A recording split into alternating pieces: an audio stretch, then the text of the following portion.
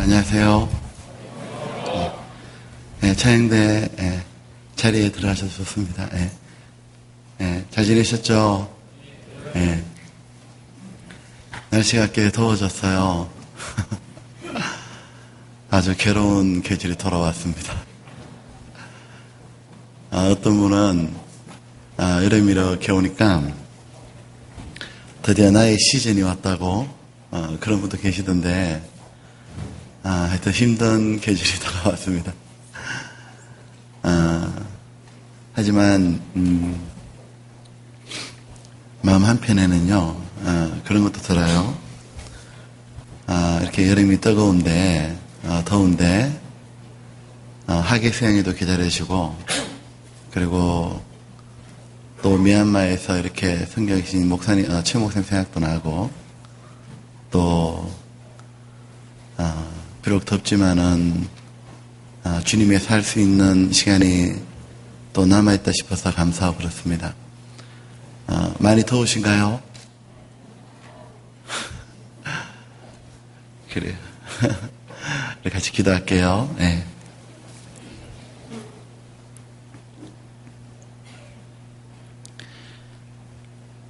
우리의 죄를 모두 용서해 주신, 죄를 한 번도 안 지은 사람처럼 평생의 죄를 모두 다 대신 형벌을 받아주신 예수님, 그러므로 아무 공로 없이 제가 아무것도 한 것이 없지만은 하나님 나라에 그저 들어갈 수 있는 이 놀라운 축복을 주셨음을 진심으로 감사를 드립니다. 그리고 저희들에게 이제부터 영원까지 함께 계셔서 저희들 마음속에, 영혼 속에 들어오셔서 저희들과 함께 거하시고 우리들에게 새로운 마음을 주시고 새로운 인생의 길을 걸어가도록 해주심을 진심으로 감사합니다. 이 세상에 썩어지고 없어지며 모두 허망한 것으로 바뀔 것들에 온통 마음이 모두 뺏겼었지만 저희들에게 눈을 들어서 하늘을 바라보도록, 영원한 것 위에 살도록 우리 자신이 얼마나 소중한지를 모두 깨닫게 해주신 주님, 진심으로 감사와 경배를 드립니다. 그리고 우리들의 작은 정성도 받아주시고 우리들에게 주님을 향한 마음을 가지게 해주셨고 마음을 주님께 드릴 때마다 좋아하시고 기뻐하시는 주님 감사합니다. 잠시 뒤에 우리들을 데리러 오실 것을 믿습니다. 그날 하나님이 그토록 우리에게 주시고자 했던 영광을, 약속하셨던 것을 주실 것을 생각하고 또한 감사를 드립니다. 다만 저희들 이 땅에 있을 동안 하나님을 진심으로 사랑할 수 있도록 하나님 도와주시고 우리의 육신이 하나님 사랑하는 마음을 이기지 못하도록 우리의 마음을 더 붙잡아 주옵소서. 이 땅에 있을 동안에 하나님과 다른 사람들을 위해 일할 수 있도록 우리들이 가진 재능, 시간, 재물, 이 모든 것들이 오직 하나님과 다른 사람을 위해 사용할 수 있도록, 그래서 하나님께 영광을 돌리며 구원해 주신 목적대로 살도록 도와주옵소서. 저희들이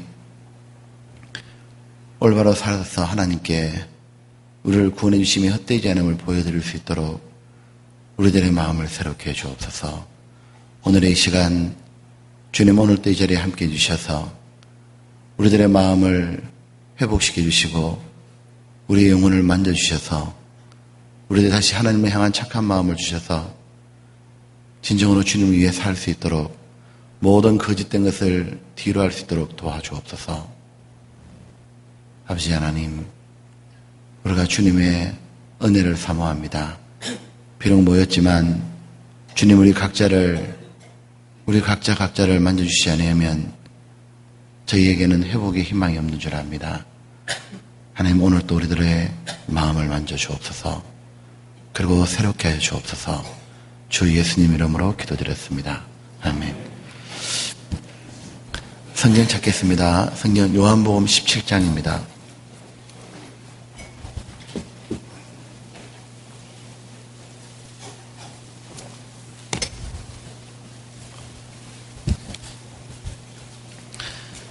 요한복음 17장 제가 잘 아는 구절을 보겠습니다. 3절입니다.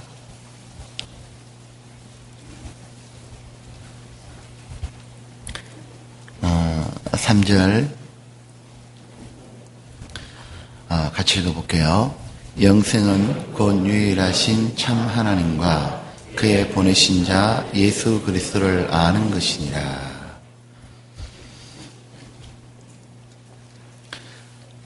몇 년 전에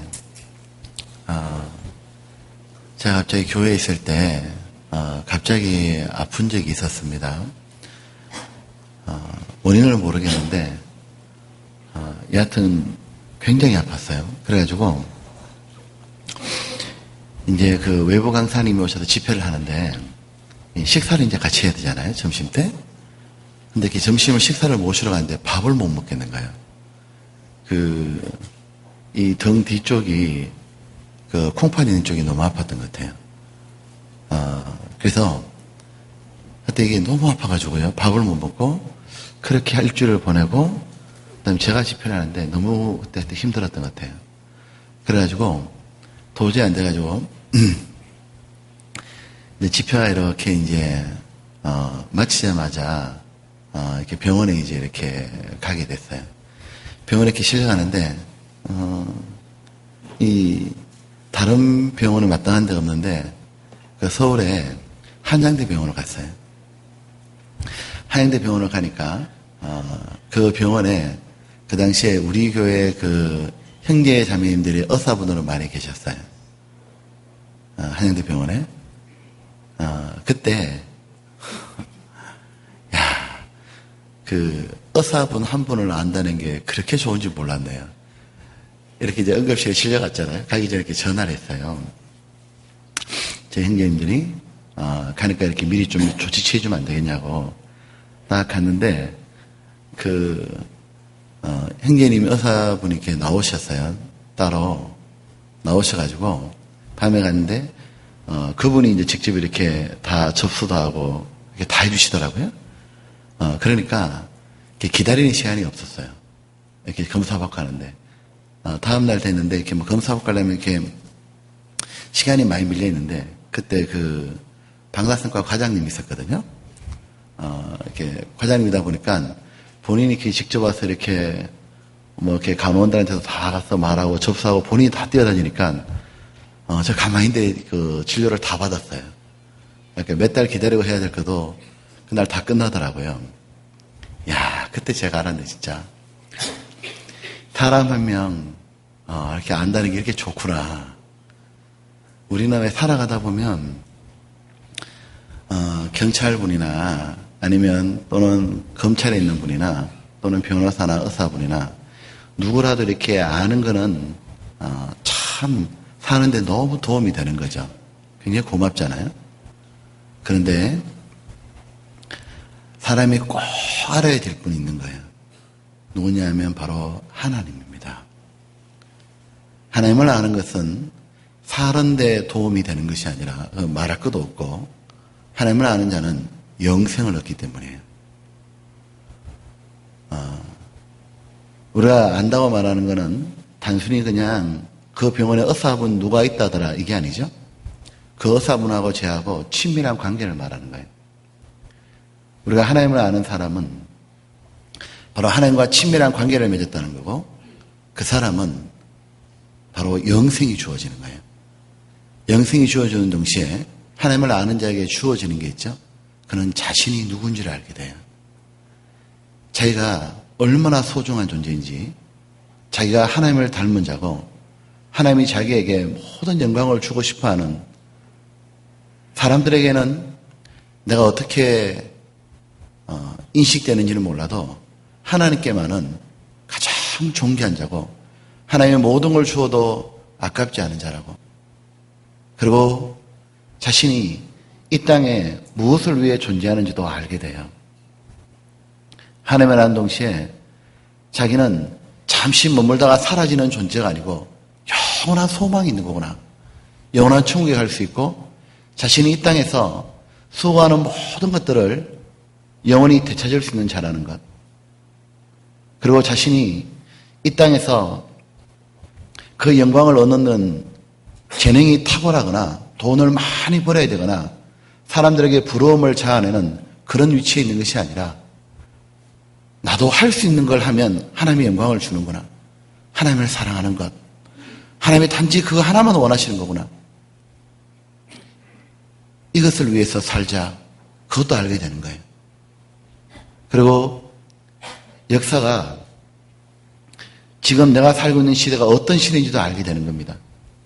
내가 이 땅에 존재하는 동시에 역사도 시작됐죠.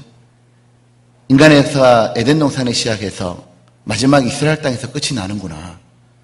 나는 지금 역사의 마지막 시대에 사는구나. 지금 우리는 어떤 시대에 살고 있는지 자기가 알게 돼요. 동시에 하나님이 준비한 그 천국에 오직 믿음으로 가는구나. 그냥 오직 예수님의 공로로 모두 용서해 주기 때문에 믿기만 하면 되는구나. 이 모든 것을 알게 되는 거예요. 그래서 하나님을 참으로 안다는 건 뭐냐면 그는 이 이상의 어두움에서 벗어나는 거예요. 이제는 무엇이냐면 어두울 때는 자기는 깜깜하게 살았던 겁니다. 어떻게 살지를 모르는 거예요. 우리 왜 칠흑 같은 어둠이 깔리는 시골길 있잖아요. 밤에 어릴 때 보면 어둠이 쫙 너무 짙게 배어서 달빛도 없는 그런 날은 시골길은 걸어야 굉장히 무서워요. 무덤 옆을 지나가기도 무섭고 갈 길을 몰랐잖아요. 인생길이 그렇잖아요.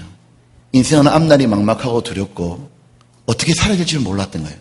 그런데 하나님을 딱 아는 순간 구원받는 순간이에요. 빛이 들어온 거예요. 나도 이제 왜 사는지를 알겠고 역사가 어떻게 흘러가는지도 알겠고 내가 얼마나 소중한지도 알겠고 이제 하나님을 아는 것은 바로 우리 마음속에 총명이 들어오는 거예요.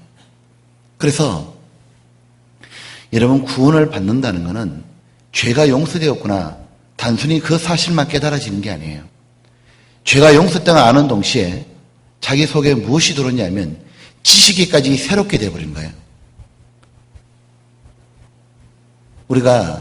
사람은 원래 탁월한 존재였습니다.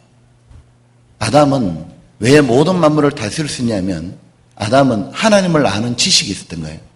그거를 인간만이 가지고 있는 영적인 총명이라고 하는 거예요. Spiritual Understanding이라고 하는 겁니다.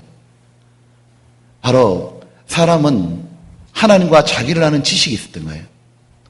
근데 아담이 타락하고 난 다음에 마귀가 인간에게 빼앗아간 게 무엇이냐면 죄가 들어오는 동시에 이 온 세상이 분명히 존재하는데 이 모든 만물을 누가 창조했는지 자기가 분명히 만들지 않았는 공기가 있고 물이 있고 햇빛이 있는데 이것이 없으면 살 수 없거늘 자기 스스로 생명도 만들지 않았거늘 이 모든 걸 누가 주었는지 무엇 때문에 주었는지 자신이 언젠가는 죽음 뒤에 떠나게 될 텐데 자기는 반드시 태어났으면 언젠간 죽게 되는데 죽음 뒤에 무슨 일이 있는지 자기가 무엇을 위해 살아야 되는지 이 모든 걸 다 잃어버린 거예요. 그런 똑같이 짐승과 다를 바 없이 먹고 마시고 그 가운데 즐기며 사는 것 그것이 인생이 전부인 줄 알고 답답하게 살아갔던 거예요. 그 어둠을 바로 마귀의 흑암의 권세라고 불렀던 겁니다. 바로 인간은 마귀의 권세 아래 어둠 속에 쫙 깔려 있었던 거예요. 이때 필요한 건 오직 빛이요. 그 빛으로 바로 하나님이 성경을 주셨던 거예요. 아버지의 말씀은 바로 빛이라 되어 있는 거예요. 그리고 빛 중에 빛이 바로 예수님이었던 거예요. 각 사람이 비치는 빛이 있었잖아요. 우리가 그 예수님을 내 마음속에 진정으로 빛으로 다가오실 때 우리 속에 어둠이 물러가는 겁니다. 그와 동시에 뭐냐면 지식도 새롭게 되는 거예요. 그래서 골로새서에 보면 이런 표현 있잖아요. 지식에까지 새롭게 됨을 입은 자라고. 우리가 이제는 아는 거예요. 알고 나니까 헤매고 살고 싶지가 않은 거예요. 이젠 어두운 뿌리치고 빛 가운데 걸어가리. 하나님을 알고 나면 이제 자기도 어둠을 물러가고 어떻게 살고 싶은 마음이 들어오는 거예요. 그것이 바로 구원입니다. 피상적으로 하나님을 아는 사람에게는 빛이 들어오지가 않아요. 참으로 구원받은 사람에겐 빛이 들어오게 되고 이제는 예전하고 다르게 살고 싶다는 마음이 분명히 들어오게 되어 있는 거예요. 그리고 이 하나님을 아는 사람은 지식만 새로워지는 게 아니라 그는 마음도 변하고 삶도 바뀌는 겁니다.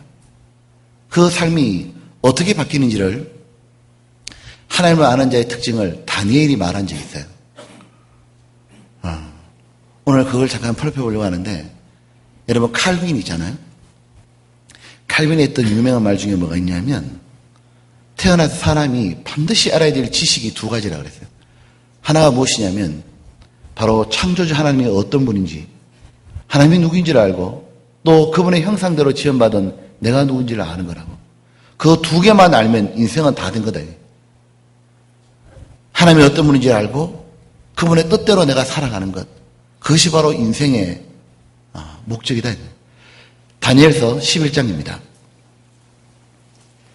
이 구약 성경에도 하나님을 아는 자는 이렇게 바뀐다고 되어 있습니다. 다니엘 11장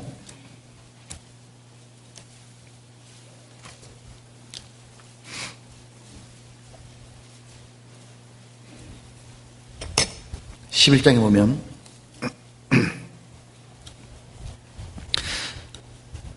11장 1254페이지 32절을 보겠습니다.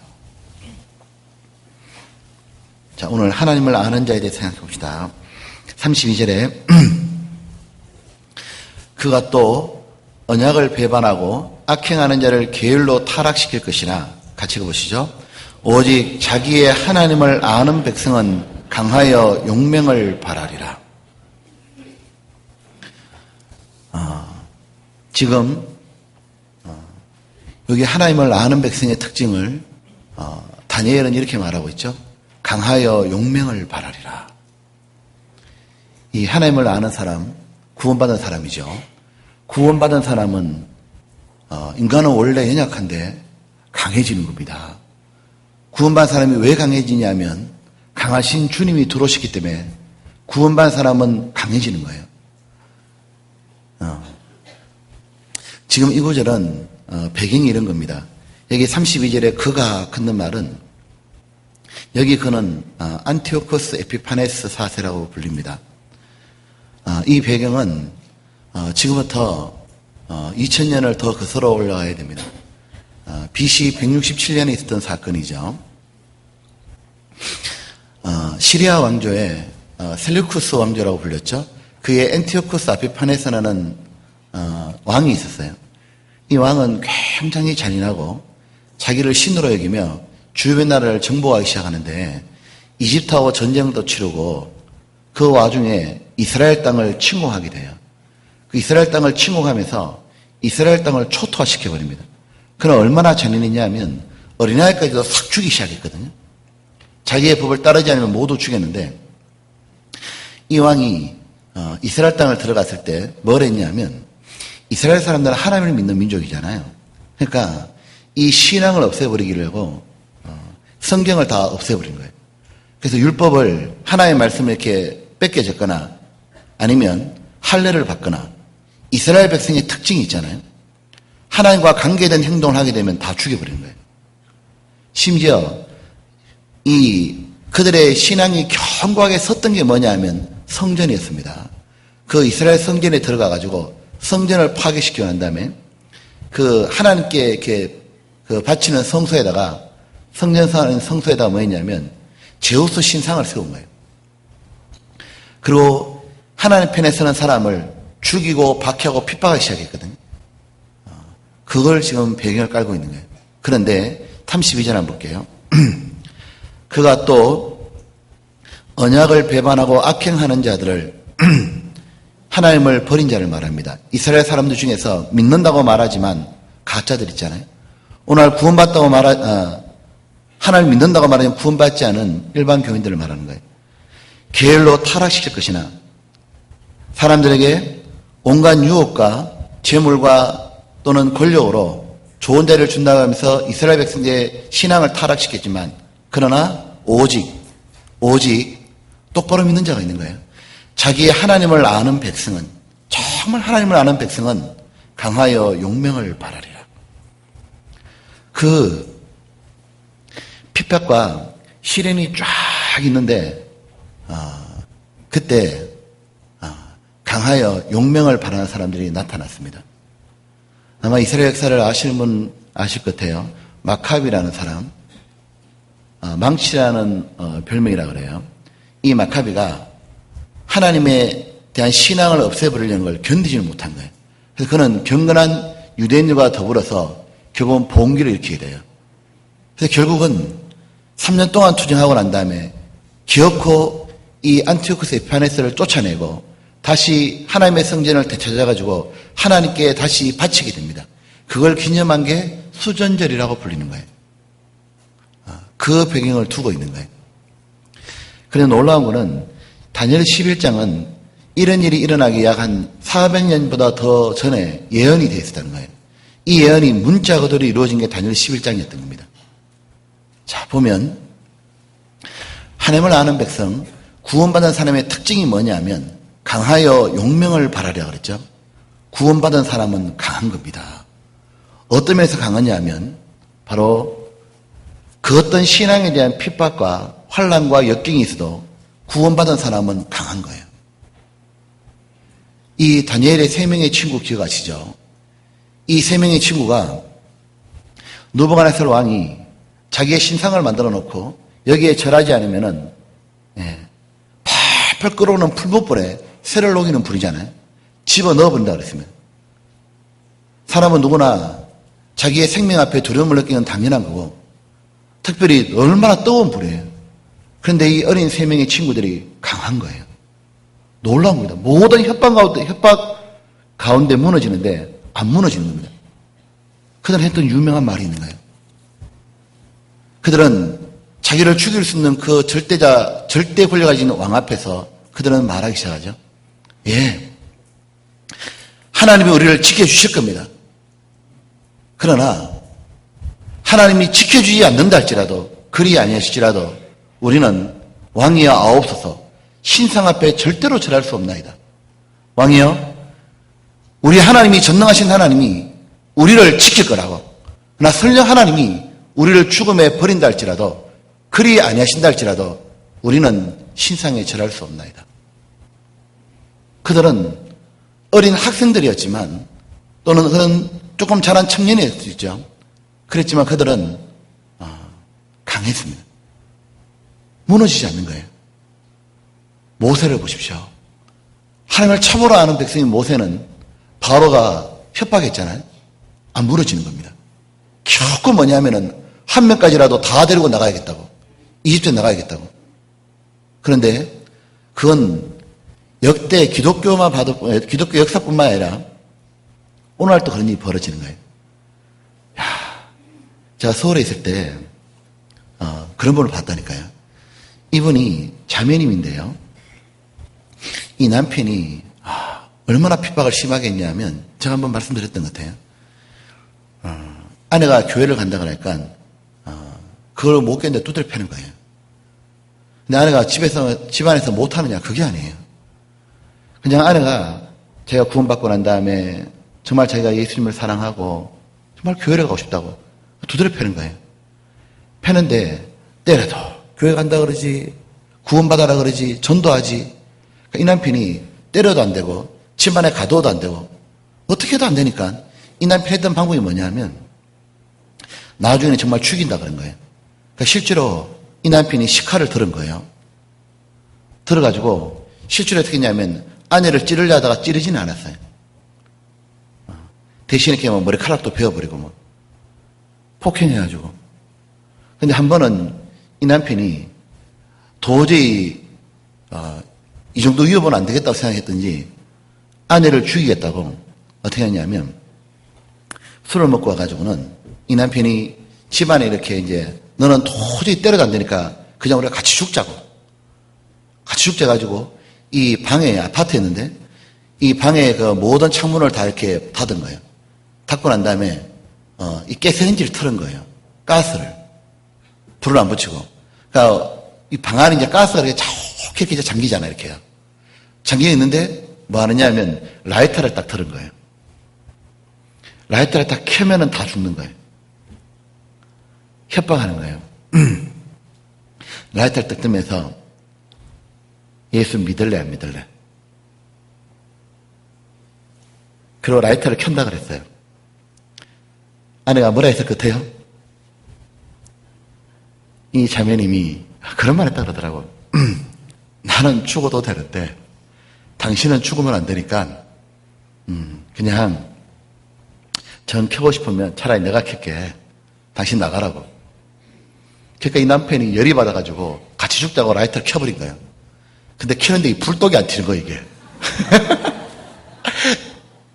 그게 유명한 감정이에요. 이게 켰는데 이 불독이 안 켜는 거예요. 그러니까 이 남편이 라이터를 이렇게 뭐 그냥 조작을 했는지 모르겠지만 하여튼 이 불독이 안 켜는 거예요. 불독이 안 켜니까 이 남편이 욕을 막 하더니 이게 죽을래도 안 죽어진다고. 그러더니 그 아내를 끌고 나간 거예요. 끌고 갔는데 이게 좀 술이 먹은 상태잖아요. 먹은 상태에서 옆에 차를 태워가지고는 그래 우리가 차를 타서 죽자 그냥. 그래서 차를 운전하는데 반대편 차선을 운전한 거예요. 이렇게 중앙선을 넘어서 이 반대편 차선을 쫙 가는데 이 평소 같으면 이렇게 차가 와야 되잖아요. 근데 한참만 들어도 차가 반대편에서 안 오는 거예요. 이 남편이 그랬다는 거예요. 죽는 것도 마음대로 안 된다고 하면서 이 남편이 무릎을 꿇은 거예요. 결국은 뭐냐 말씀을 들은 거예요. 구원을 받았다잖아요. 보면 주님이 딱 들어오게 되면 어떤 환난과 핍박과 역경 가운데도 구원받은 사람은 강한 걸 알 수 있어요. 보면은 제가 아는 청년 중에 이런 청년도 있어요. 간증을 들어보면 이 청년이 집안에서 이제 구원을 제일 먼저 받았는데 근데 막낸 거예요. 근데 청년 때 구원을 받았는데 이렇게 이제 집에를 갔는데 이제 집안 식구들 이렇게 전도하니까 집에서 이제 난리가 난 거예요. 난리 나가지고 붙잡아가지고 때리고 협박해도 안 되는 거예요.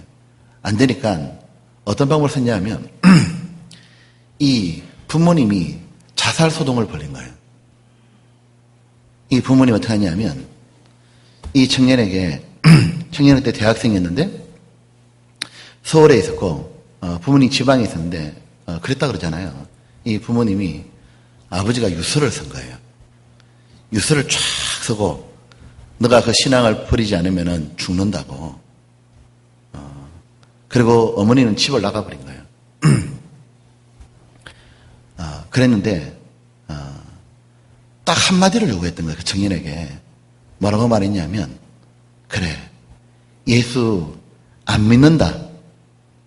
그 말 한마디만 하라고. 그리고 너 다시 올라가서 네가 다니든가 말든가 그거는 네가 알아서 하라고.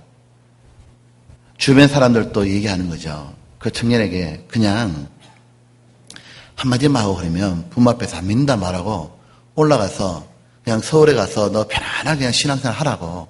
그 신앙을 누가 말리겠냐고. 단방 가서 예수 안 믿는다. 그 말 한마디만 하면 되냐. 그 가족들에게 전도하지 말라고. 이제 그랬는데 그런 상황이 이어지는데 그 청년이 신앙을 안 접으니까 엄마가 집을 나가버린 거예요. 그 엄마가. 집을 나갔는데 행방불명이 된 거예요. 근데 아버지는 어떻게 하냐면 유서를 적은 거예요. 유서를 적어가지고 엄마가 보름 동안 안 들어오는데 이제 유서를 아버지가 쫙 적어가지고 아버지는 뭐냐 국기를 끊어버린 거예요. 그리고 옆에다가 술을 갖다 놓고 대병으로 소주를 마시는 거예요. 그리고 뭐냐 하면은 신앙을 포기하든가 부모를 버리든가 둘 중 하나 하라고. 사람은 보면 자기가 그냥 핍박을 받고 맞고 이런 거는 견디기가 쉽잖아요. 근데 마귀가 항상 마지막 노리는 게 뭡니까? 인정줄이라는 거예요. 야, 이렇게까지 해서 정말 내가 신앙을 지켜야겠냐. 부모가 다 죽고 난 다음에 죽어버리고 나면 구원을 못 받고 돌아가시는데 이게 뭔 소용이 있겠냐. 일단 부모를 살리고 봐야 되지 않겠냐. 그런 마음도 들잖아요. 그리고 신앙을 버리고 싶잖아요. 근데 그 청년이 그랬다 그런 거예요. 그래. 하나님이 가장 강한 분이라고.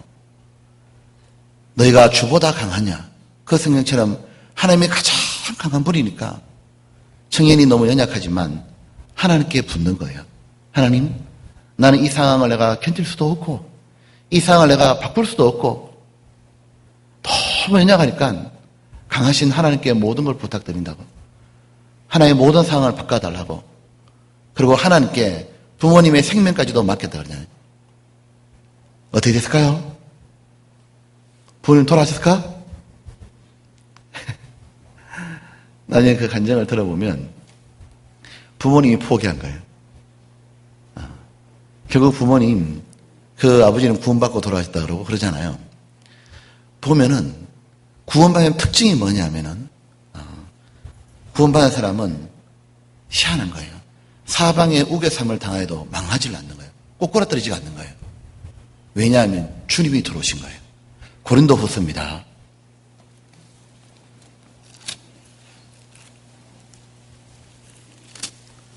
4장입니다.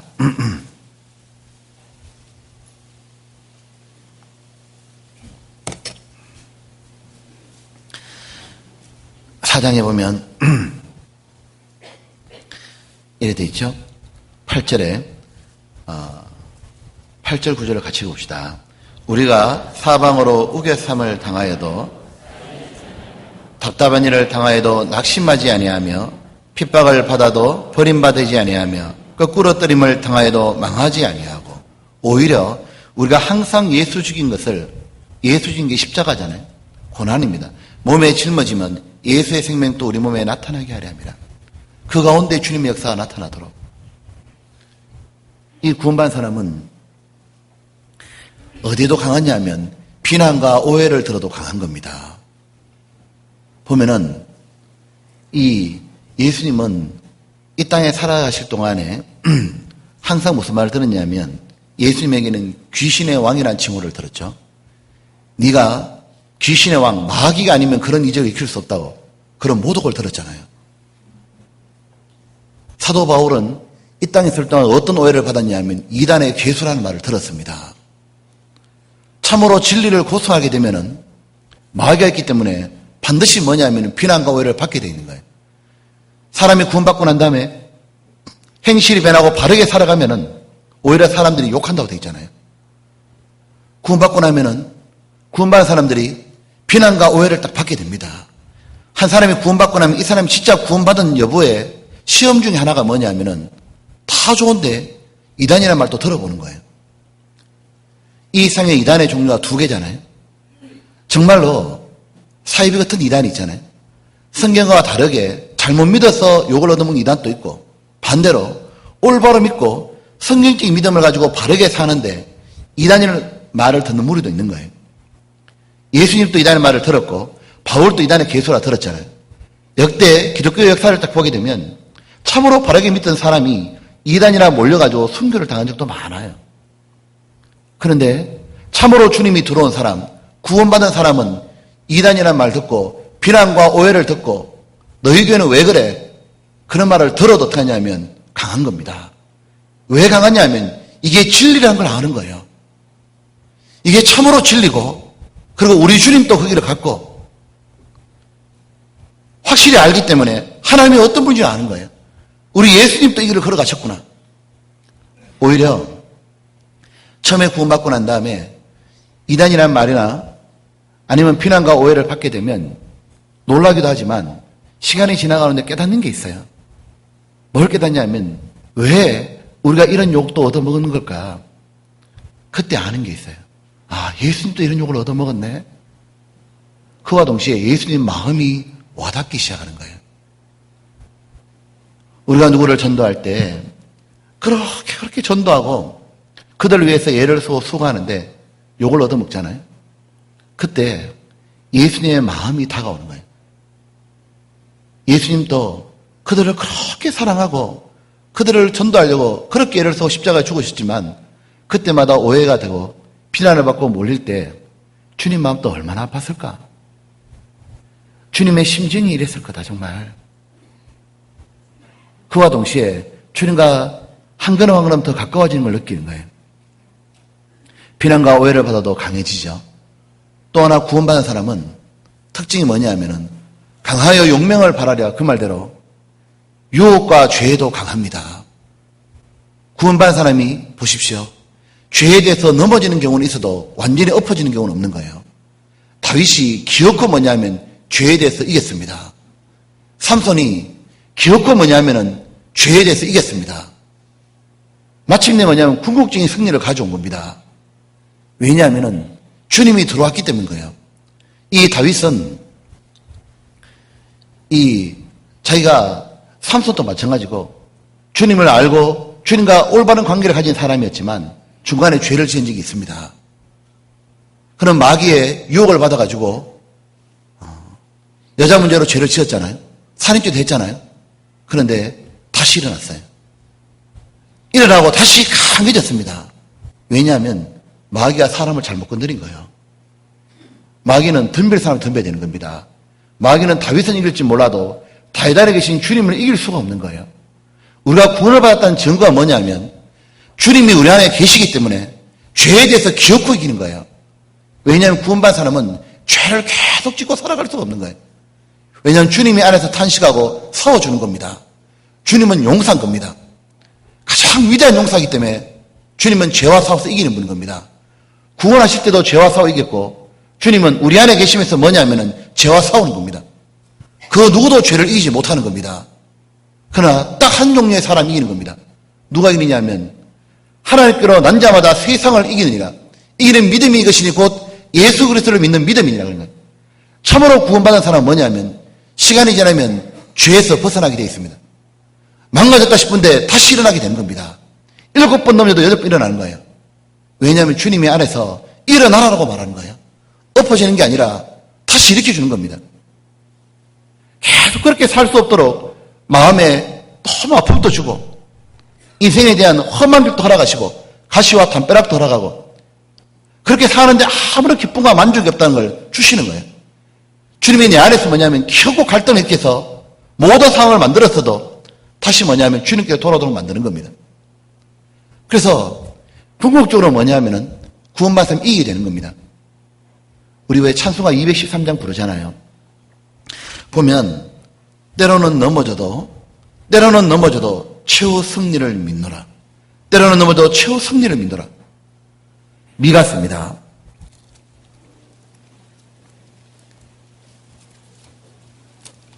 미가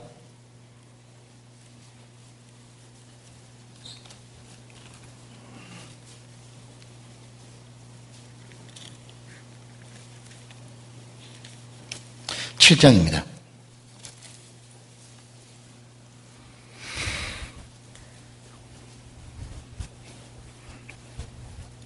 8절입니다. 여기 보면 이스라엘이 하나님을 떠나서 그들이 정말 비참한 삶을 살게 됐잖아요. 그런데 하나님이 이스라엘을 버린 게 아니잖아요. 그때 일어나는 말인 거예요. 우리도 이렇게 말할 수 있죠. 7절에 오직 나는 여호와를 우러러보며 나를 구원하신 하나님을 바라보나니 나의 하나님이 나를 들으시려다. 8절에 나의 대적이여 나로 인하여 기뻐하지 말지어다. 나는 엎드러질지라도 일어날 것이요 어두운 데 앉았을지라도 여호와께서 나의 빛이 되실 것이므로다. 9절 내가 여호와께 범죄했으니 주께서 나를 위해 심판하사 시원하시기까지는 그의 노를 당하려니와 비록 내가 징계를 받겠지만 주께서 나를 인도하사 광명이리 하시니 내가 그의 의를 보리로다.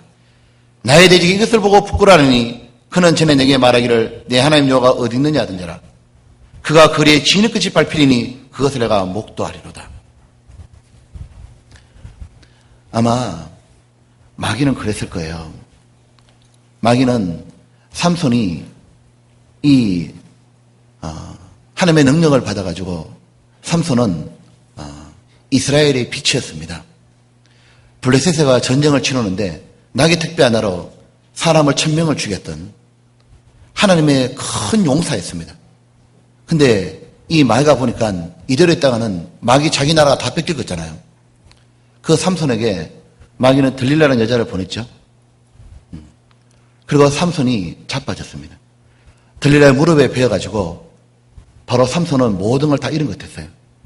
자기의 승리의 비결이 머리카락이 있었는데 바로 하나님이 자기의 승리의 원동력이지만 삼손은 들릴라의 무릎에 베고 그는 자기의 힘이 머리카락이 있다고 말해줬습니다. 여러분 그 스토리 다 아시죠? 그 삼손이 빠진 여자 이름이 뭐예요? 고릴라는 아니잖아요. 고릴라. 별로 이쁠 것 같지는 않는데 하여튼 들릴라의 이름이. 근데 그 여자의 무릎에 베면서 삼손은 어떻게 했냐면 자기의 힘이 어디서 나오는지를 알려줬어요. 그는 바로 머리카락이 있다고. 매일 여자가 하도 쪼르고 간청하니까 그 말을 해주잖아요. 근데 자기가 그토록 사랑한다고 믿었던 들릴라에게 삼손은 배신을 당한 거예요. 어느 날 자고 딱 일어나 보니까 늘 자기가 품에 안고 있었던 들릴라가 없죠. 블레셋의 병사가 쳐들어오는데 보니까 힘을 쓰려고 하는데 힘이 안 되는 거예요. 들릴라만 없는 게 아니라 자기 머리도 없어진 거예요. 머리카락도. 삼손이 나중에 한 행동이 뭐냐면은 이런 일이 벌어졌잖아요. 짐승처럼 끌려가가지고 두 눈이 뽑혀버렸어요. 두 눈이 뽑히고 소가 하는 일을 삼손이 하고 있습니다. 블레셋 사람이 조롱하는 그 가운데 이 맷돌을 삼손이 끌고 다니는 거예요. 이렇게 돌리는 거예요. 그건 짐승이 하는 일이잖아요. 삼손이 너무 비참했잖아요. 보면은 구원받은 사람이 이런 거 있잖아요. 죄에 빠질 때는 어떤 거냐면 복잡한 게 아닙니다. 구원받은 사람이 죄에 빠지게 되는 건 무엇이냐면 그는 하나님을 버리는 거예요. 존 오웬이 이런 말을 했거든요. 자기가 죄를 지을 때는 하나님의 얼굴에 침을 뱉는 거라고. 구원받은 사람이 죄를 지을 때는 뭐냐면 십자가에다 침을 뱉는 거다. 그렇게 생각하면 된다고 그랬어요. 왜냐하면 자기가 죄를 지을 때는 다른 말로 하면 하나님을 버리기로 결정한 거예요. 그리고 죄를 짓잖아요. 삼손은 들릴라의 무릎을 선택하고 하나님을 버린 겁니다. 그는 이스라엘을 버린 거예요. 그는 마치 구원받은 사람이 죄를 지을 때는 하나님을 버리고 자기가 인도할 많은 영혼들을 뒤로 버리는 거예요. 그리고 자기는 여전히 자기 생각과 자기 구자 자기 죄대로 살아가는 겁니다. 그런데 그렇게 하나님을 버리고 선택했던 거 있잖아요. 그것이 그렇게 자기의 기쁨을 주는 줄 알았거든요. 바로 삼손은 들릴라가 하나님을 버린 것보다 훨씬 더 큰 기쁨을 줄 줄 알았잖아요. 그런데 시간이 딱 지나고 난 다음에 그렇게 사랑했던 것에 말할 수 없는 배신을 당하게 되는 거예요. 그리고 두 눈이 다 뽑힌 것처럼 짐승 같은 삶을 살고 있다는 걸 자기가 발견하게 되는 겁니다. 보면 구원받은 사람이 하나님을 버리고 자기를 기쁘고 행복해 줄 거라고 믿었던 죄를 선택하잖아요. 언젠가는 자기가 선택했던 그 죄에 대한 배신을 당하게 되는 거예요. 그렇게 자기의 기쁨을 줄 줄 알았는데 그것 때문에 뭐냐면 자기에게 씻을 수 없는 큰 아픔을 다시 되돌아오는 거예요. 그러고 난 다음에 두 눈이 뽑혔다는 걸 자기를 보게 되죠. 삶의 방향을 잃어버린 거예요. 어떻게 살아야 될지 모르고 봉사가 되니까. 그리고 뭐냐면 연자맷돌을 돌리니까 맨날 쳇바퀴 도는 겁니다. 쳇바퀴 돌며 살아가는 거예요. 연자맷돌이니까 그게 뭐냐면은 곡식을 가는 겁니다. 구원받고 난 다음에 사람이 죄에 빠지고 난 다음에 하나님을 버리고 난 다음에 어떤 이렇게 살아가느냐면 그 징계가 뭐냐면 자기가 속인 것처럼 왜 사는지를 모르는 거예요. 그리고 연자맷돌 돌고 도는 것처럼 먹고 사는 문제에 온통 매가지고 뭐냐면 그냥 보통 사람처럼 살아가는 거예요. 다람쥐 쳇바퀴 돌듯이 하루하루를 그렇게 살다가 삼손은 완전히 끝장이 난 인생이었던 거예요. 그걸로 끝이 나야 되는데 놀라운 일이 벌어졌어요. 그 끝이 나야 될 삼손에게 하나님은 다시 삼손 안에서 일하시는 거예요. 삼손은 그 하나님을 모두 버렸지만 하나님 다시 삼손에게 일을 하기 시작했습니다. 뭐냐면 그의 머리카락이 다시 자라는 거예요. 다시 하나님은 일하기 시작하면서 삼손의 머리카락을 자라게 하는 동시에 삼손의 마음을 각성시킨 거예요.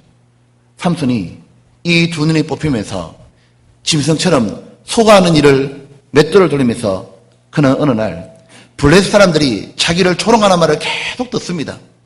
들으면서 삼손은 거룩한 분노가 일어나는 거예요. 그리고 그는 하나님께 기도하기 시작해요. 하나님, 제게 한 번만 기회를 더 주십시오. 하나님, 한 번만 제게 기회를 더 주십시오. 하나님, 제가 죽어도 좋사오니, 하나님, 내가 죽어도 좋으니까 하나님 제게 기회를 주셔서 저를 조롱하고 하나님을 멸시하는 저 블레셋 인간들을 함께 제가 죽기를 원하나이다. 이번 마지막 한 번만 하나님 기회 주십시오. 이 조롱과 멸시에서 제가 벗어나서 저들과 함께 죽기를 원하나이다. 그래서 하나님이 삼손의 마지막 힘을 주잖아요. 뭘 했냐면 기둥을 뽑아 들어버린 거예요. 그리고 그 안에 있던 자기를 조롱하던 사람들을 다 죽입니다. 자기도 죽고. 그때 삼손에게 하신 하나님의 말씀이 뭐냐면 삼손이 지금까지 블레셋 사람을 죽였던 것보다 훨씬 더 많은 사람을 죽였다고. 그 블레셋 사람이 영적으로 보면 마귀와 그의 잔당들이잖아요. 보면 삼손은 완전히 무너지지가 않는 거예요. 사사기 하나 봅시다.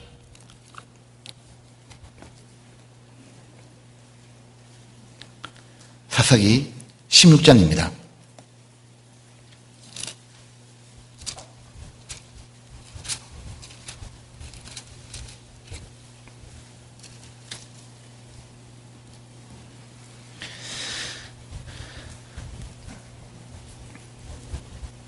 여기 보면 28절입니다.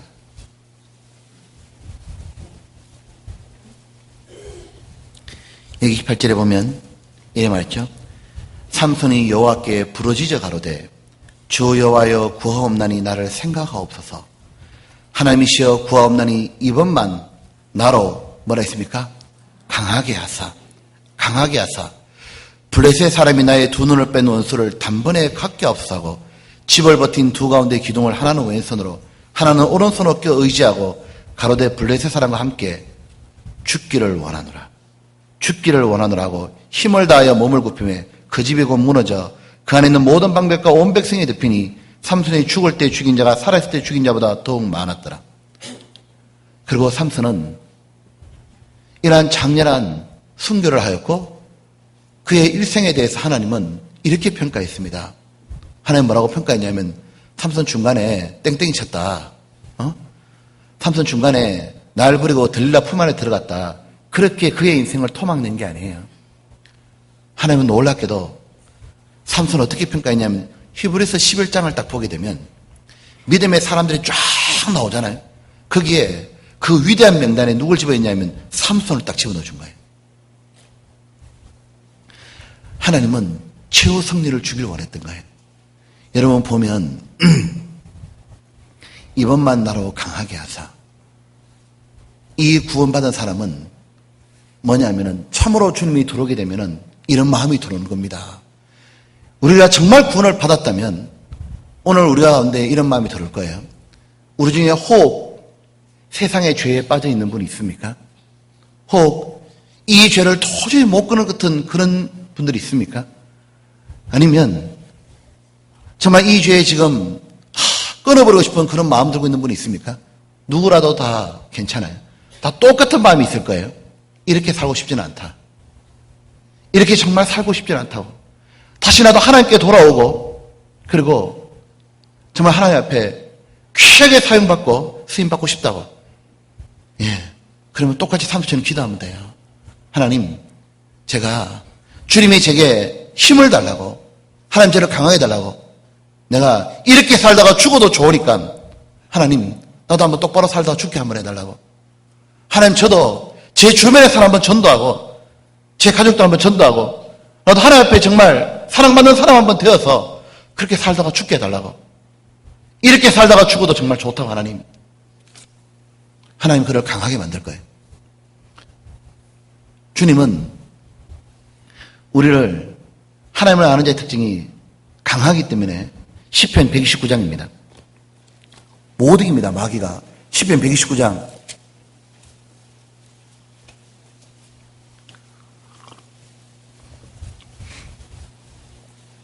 1절에 이래 말하죠. 이스라엘은 이제 말하기를 저희가 나의 소시부터 여러 번 나를 괴롭게 했도다. 저희가 나의 소시부터 여러 번 나를 괴롭게 했으나 나를 이기지 못하였도다. 밭가는 자가 내 등에 가라 그 고랑을 길게 지었도다. 여호와께서는 어려서 악인의 줄을 끊으셨도다. 밭고랑을 타는 것처럼 내 등을 탔다고 말하는 겁니다. 그러나 구원받은 사람은 이기지 못해요. 왜냐하면 주님이 들어오셨기 때문에요. 그리고 이 구원받은 사람은 최후 승리가 주는 동시에 말했죠. 강하여 용명을 바라려다.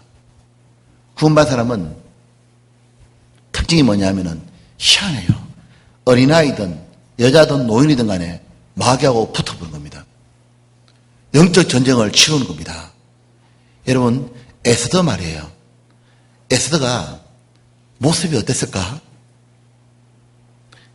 에스더 모습이 어땠을까? 저는 매일 보고 사니까요.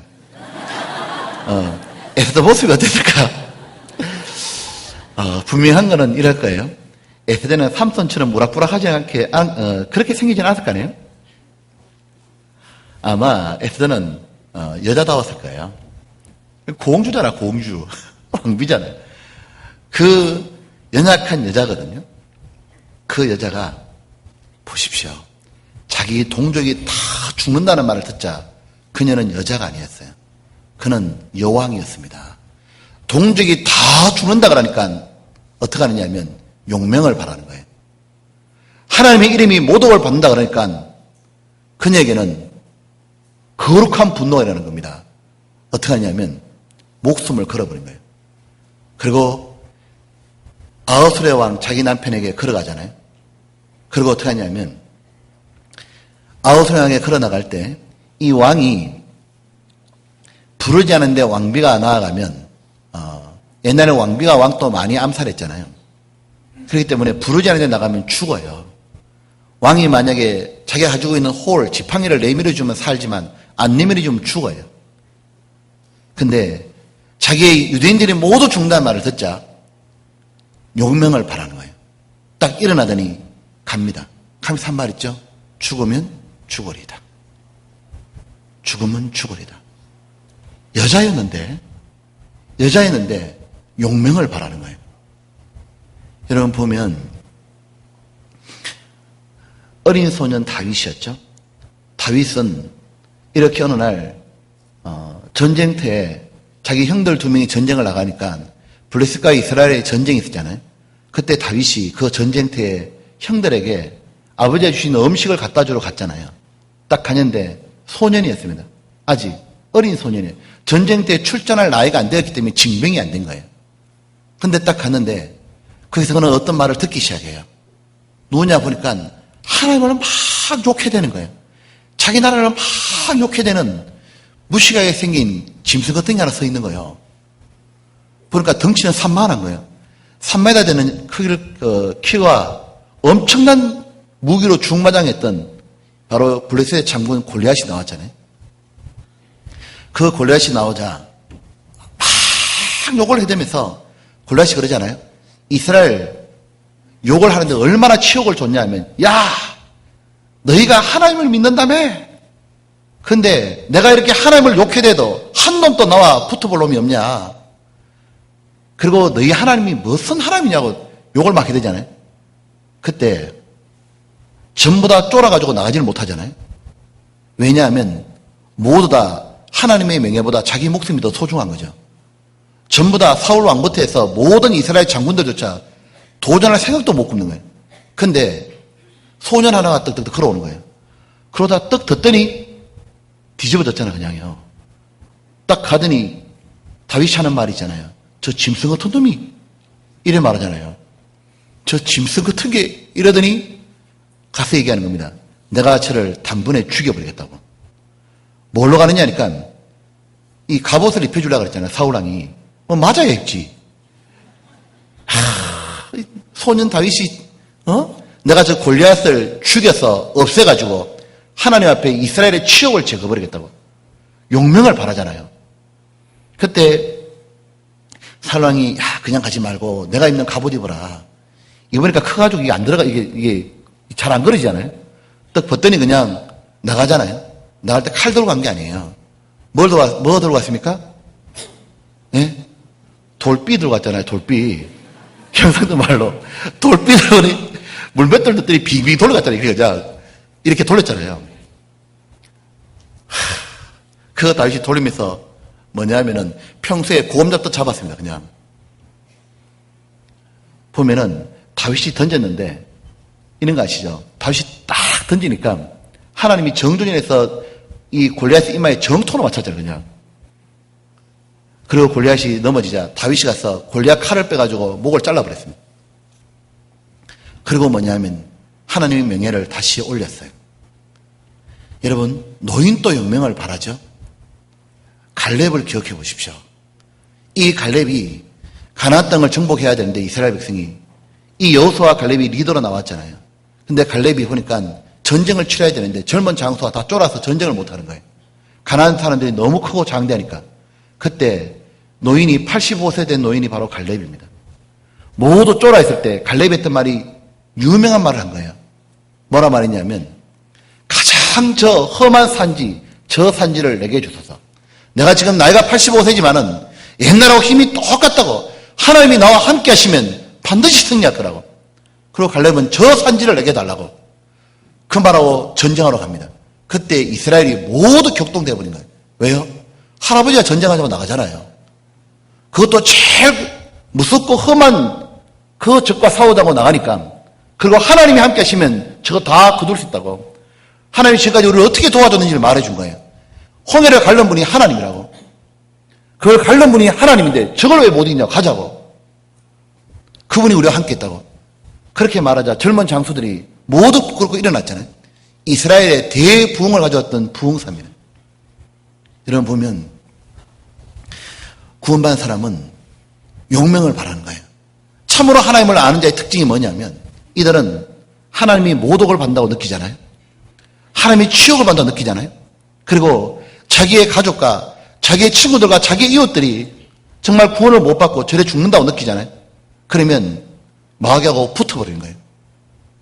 뭐냐면 용명을 바라기 시작하는 거예요. 그리고 자기는 전쟁 치를 준비를 하는 거예요. 강하여 용명을 바라리라. 하나님 하나님 자의 특징이 바로 용명을 바랬습니다. 그때 에피파네스, 이 안티옥 에피파네스가 적그리스도의 모형입니다. 이스라엘 사람을 핍박하고 박해하고 할 때 그때 뭐냐면 마카비가 일어났던 거예요. 강하여 용명을 바라다. 그리고 뭐냐면 목숨으로 싸웠습니다.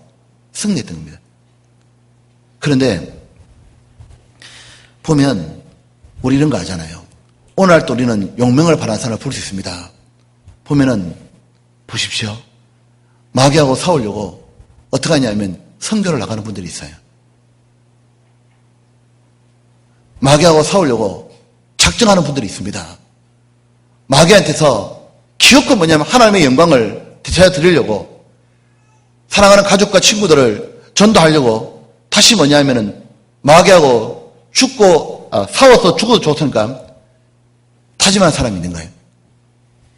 바로 하나님을 아는 자의 특징인 거예요. 하나님을 알면 알수록 그렇게 살아갈 수밖에 없을 거예요. 구원받은 사람은 하나님 말했잖아요. 너희는 뭐냐면은 사자라 말했습니다. 주님이 사자인 것처럼 사자는 뒤로 물러가지 않는 거예요. 그리고 근데 희한한 일이 벌어져요. 이 하나님을 아는 자의 특징이 이 밖으로는 마귀하고도 한번 붙으려고 그러고 뭐냐면은 환난과 역경과 시련에도 강하잖아요. 그런데 내적으로는 하나님 앞에는 한없이 부드러운 거예요. 하나님 앞에는 하나님이라는 단어만 딱 들으면 한없이 부드럽고 약해지는 거예요. 그리고 그분의 음성에는 꿇어 앉으려고 그러는 거예요. 그것이 바로 하나님 아는 자의 특징인 겁니다. 다니엘서 11장입니다. 다니엘은 하나님의 아는 자의 특징을 4가지로 말하고 있습니다. 다니엘 11장에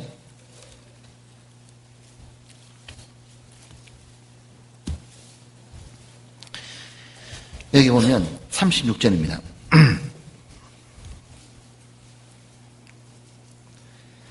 36절에 보면 바로 하나님을 모르는 바로 적그리스도의 모인 안티오쿠스 에피파네스가 살아가는 방식을 말하는 거예요.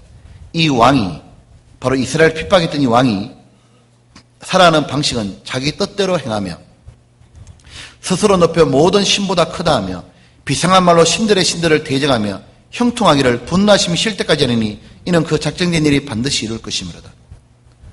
그는 이렇게 살아가지만 하나님을 아는 백성은 이와 반대로 살아갑니다. 어떻게 살아가냐면 자기 뜻대로 행하지 않는 거예요. 희한한 거는 참으로 구원받은 사람, 하나님이 누군지 아는 사람은 이렇게 살아가죠. 구원받기 전까지 자기 마음대로, 자기 생각대로, 자기 뜻대로 살았다면 이제는 구원을 받고 난 다음에 자기 뜻을 내리는 거예요. 자기 뜻을 내리고 하나님 앞에 무릎을 꿇고 하나님이 뭐라고 말씀하시는지, 하나님 내가 어떻게 살기를 원하시는지 그걸 겸손히 들으려고 그러는 겁니다. 그의 이 무릎을 꿇는 것은 그는 하나님의 힘 앞에 억지로 무릎을 꿇는 게 아닙니다. 하나님의 전능하신 위력 앞에 억지로 무릎을 꿇는 게 아니고, 만약 그렇게 꿇어야 된다면 그것은 굴욕이요. 상대가 나를 두드려 패니까 나는 어쩔 수 없이 고문을 하니까 나는 어쩔 수 없이 그 앞에서 부복하고 엎드려야지. 그거는 굴욕입니다. 굴욕. 그래서 우리 이렇게 말하잖아요. 왜 그 일제시대 때 이 독립투사들을 잡아가지고 막 고문하고 두드려 패니까 거기에 항복하는 걸 굴욕적이다 그랬잖아요. 우리가 하나님 앞에 무릎 꿇는 건 굴욕이 아니에요. 왜냐하면 우리는 굴욕하는 게 아니라 그렇게 해드리고 싶은 거예요.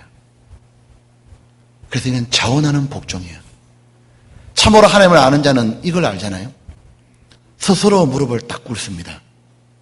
스스로 뜻없이 무릎 꿇는 것이 아니라 누가 꿇으라고 말하지 않았지만 스스로 어떻게 하냐면 무릎을 탁 꿇는 거예요. 왜?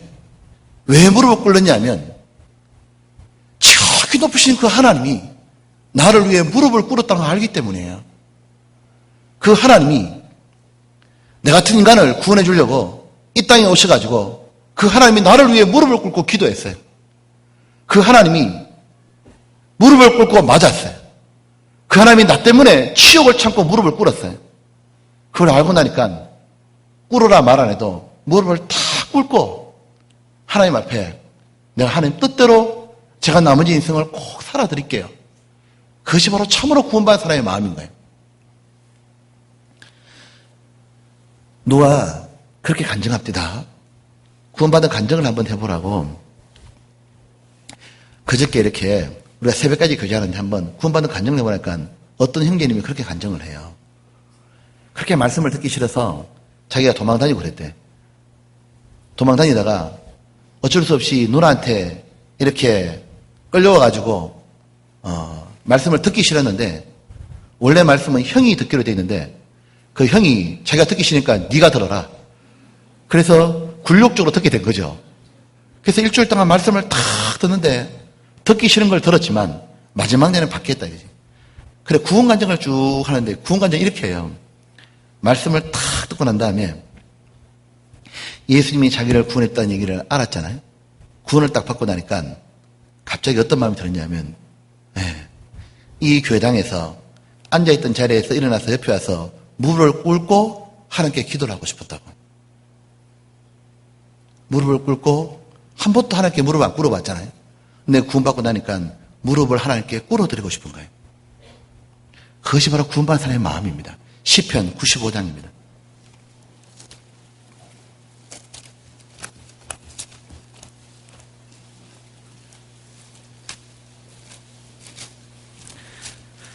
(95장) 6절입니다. 오라 오라 우리가 굽혀 뭐라 했습니까? 경배하며 우리를 지으신 여호와 앞에 무릎을 꿇자. 대저주는 우리의 하나님이시여. 왜 무릎을 꿇자 그러니까 우리 하나님이시여. 우리는 그의 기르시는 백성이며 그 손의 양이라. 너희가 오늘날 그 음성 듣기를 원하노라.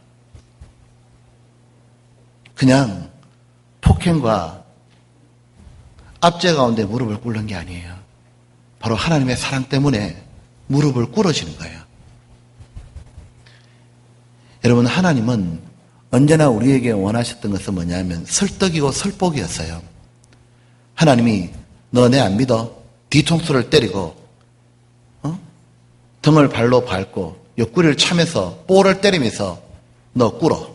그렇게 한 적이 한 번도 없다는 거예요. 하나님은 우리에게 언제나 뭐냐 하면은 조용히 다가오셨어요. 우리를 잠잠히 사랑한다는 말대로 조용히 다가오셔서 믿을 만한 증거를 주시고 믿으라고. 제발 좀 믿으라고. 얼마나 못 믿었으면 주님이 우리를 사랑한다는 걸 믿게 하려고 십자가에서 죽으신 거예요. 너는 나를 사랑한 적이 없지만 내가 너를 사랑했다고. 그 십자가에서 내가 죽어서 네 모든 형벌을 내가 다 받아 주었다고. 그래도 이걸 안 믿을 거냐고. 우리가 그 사랑을 받아들일 때 우리 마음의 첫 번째라는 게 뭐냐면 바로 주님 앞에 무릎을 꿇어드리고 싶은 거예요. 그래서 하나님 앞에는 한없이 부드러운 거예요. 하나님이 말씀하시면 들어드리려고 그런 거예요. 여러분, 그렇지 않습니까? 우리가 구원을 받고 난 다음에 변화가 뭡니까? 참으로 하나님을 알았다는 말이 이 히브리 말로 야드입니다. 야드는 그냥 아는 게 아니에요. 정말 참으로 구원을 받은 사람의 특징이 무엇이라 말할 수 있어요? 이렇게 말할 수 있잖아요. 만약에 그 누구도 내한테 이렇게 살아라, 저렇게 살아라, 그거 강요할 수 없어요. 설령 아버지가 내한테 와서 너 이렇게 살아라. 예, 내 인생이 아닙니다, 아버지. 나는 그렇게 살고 싶지 않아요. 그렇게 말할 것 같아요. 신랑이 와서 남편한테 이렇게 살아라. 여보 싫어, 나는 이렇게 살 거야, 할 수 있을 것 같아요. 그런데 구원받은 사람한테 똑같은 마음이 있을 거예요. 만약에 예수님이 지금 내한테 오셔서 이렇게 살아줄래? 우러 가지 말고 차로 좀 걸어주면 안 되겠니? 그럼 우리 모두 구원받은 사람의 마음은 예, 주님이 하라고 하시면 저는 방향을 바꾸습니다. 주님이 내게 이렇게 살아라고 말하시면 예, 그 누구도 내게 말을 못하지만 예수님이 내한테 말할 권리가 있습니다. 왜냐하면 주님이 처자라한테 무릎을 꿇어준 분이에요. 그것이 바로 하나님을 아는 자의 특징인 거예요. 그래서 그는 자기 뜻대로 안 살려고 그러는 거예요. 사나 죽으나 우리가 주의 것이라고. 이 사도 바울이 간절한 기대와 소원이 뭐였습니까? 나의 간절한 기대와 소망이 무엇이냐면 그는 말했습니다. 무엇이냐면 내 안에서 내 몸에서 그리스도가 존귀하게 되게 하랍니다. 예수님이 존귀하게 될 수만 있다면 나는 그 길 가고 싶다. 그것이 바로 하나님을 아는 자의 특징인 겁니다. 다니엘서 11장 보시죠. 11장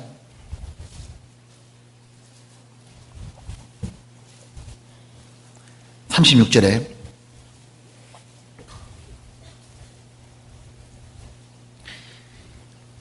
이 왕이 하나님을 알지 못하는 이 왕은 자기 뜻대로 행하며 그리고 뭐라 했습니까? 스스로 높여. 아마 우리는 이럴 겁니다. 구원받고 나면 하나님을 아는 자는 주님께 무릎을 꿇고 내 뜻대로 마옵시고 아비 뜻대로 살기를 소원하고 또 하나가 하나님이 드러나시면 좋겠다. 그래서 구원받은 사람은 자기가 간증하다가도 자기도 모르게 자기가 잘했다는 얘기가 나올 수 있잖아요. 그런 얘기들을 하고 나면 돌아서서 마음에 찔리는 거예요. 자기가 잘났다는 얘기가 자꾸 드러나기 시작하면 돌아서고 나면 양심이 찔리는 거예요. 부득불 해야 되는 경우도 있죠. 부득불 어쩔 수 없이 간증을 해야 되는 경우도 있습니다. 개인적으로 만나거나 신앙을 붙잡아줘야 되는 필요성이 있을 때 공개적으로 하지 못하고 부득불 몇 명이 모였을 때 해야 될 간증이 있어요. 그러지 않으면은 이 형제가 움직이지 않겠다 싶으면 해야 되잖아요, 간증을요. 하고도 돌아서고 나면은 하지 말걸. 왜냐하면 내가 잘나서 된 게 아닌데 하나님 모두 마음도 쉬었고 모두 여건도 저거 된 건데 하나님 부득불 찔리잖아요. 보면 사도 바울이 그랬잖아요. 제가 부득불 셋째 안을 갔다 온 걸 막 얘기하다가 왜냐하면 하도 바울이 주변 사람들이 하는 말이 고린도 교회에서 이단들이 들어와가지고 바울 보고 뭐냐면 체험이 없다 말하니까, 바울은 신앙의 경험이 없다고 말하니까, 신령한 걸 못 봤다 말하니까 그게 무슨 사도겠냐고 이래 말하니까 바울이 어쩔 수 없이 어떻게 했냐면, 내가 무익하나마 푸득불 내가 자랑하노라, 푸득불 자랑하노라 하고 뭐냐면, 셋째 안을 보고 왔다. 내가 천국, 내가 여러 계시를 받은 게 얼마나 많은 줄 아냐. 신장 14권을 적었잖아요. 그리고 자기가 계시 받은 것, 천국 보고 온 것 말을 하다가 그는 입을 닫습니다. 뭐라고 말했냐면, 지나치게 보일까봐 그만두노라고. 왜냐하면 바울은 보이고 싶은 사람이 있었던 거예요. 바울은 누굴 보여주고 싶었냐면 예수님을 보이고 싶었지, 바울은 하나님을 드러내고 싶었습니다. 어떡한지 간에 모든 사람들이 하나님을 알아가지고 하나님 때문에 기뻐하기를 원했던 거예요. 자기가 드러나기를 원하지 않았던 거예요. 그러니까 구원받은 특징이 뭐냐면, 자기가 드러나고 올라간다 싶으면 그게 계속 마음에 송사가 되는 거예요.